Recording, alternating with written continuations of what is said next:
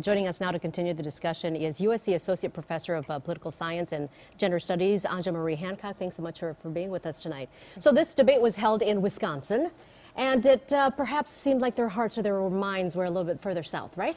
Absolutely.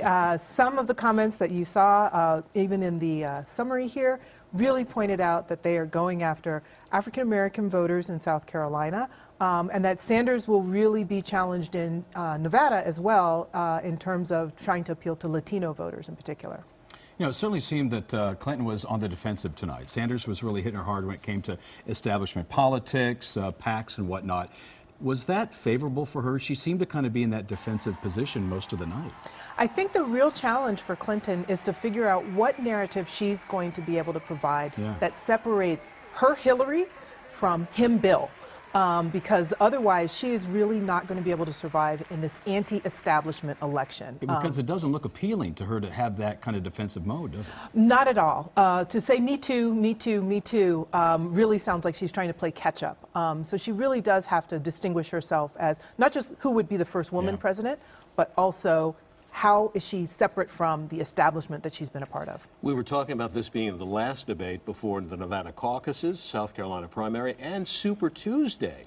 So it sounds like there's a lot at stake here. How do you think this debate may play into those upcoming contests? Well, I think the debate will definitely play into the contest, and one of the reasons why they tried to, especially on Clinton's side, appeal to so many different voters. So in her closing statement, she talked about, I want to make sure that I'm the president of kind of all the people in important ways, was precisely because there are so many states at stake before they talk again, before they have another debate. They were certainly appealing, though, to South Carolina voters, weren't they? Absolutely. And so the dig that occurred at Sanders was specifically towards African-American voters' sensitivities about Republican attacks. So kind of likening Sanders' attacks to the Republican attacks that have happened that are personal against the president, particularly problematic.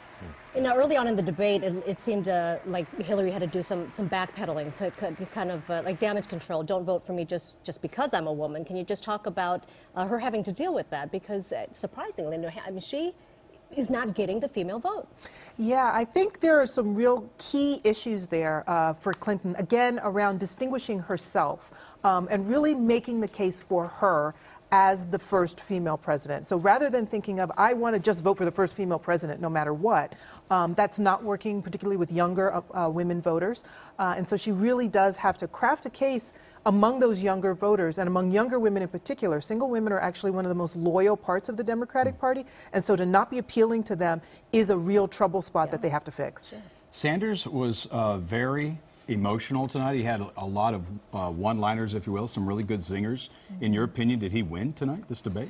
You know, I really think that this was Clinton coming out a bit more strongly, and so it was closer to a tie than Sanders actually winning this time around, particularly with regard to Clinton being able to talk up the unions and some of the other things that also appeal to Wisconsin voters, even though Nevada and South Carolina are the next two big contests. She got hammered in New Hampshire. He has to prove he can win in more than New Hampshire, across, you know, Super Tuesday and southern states.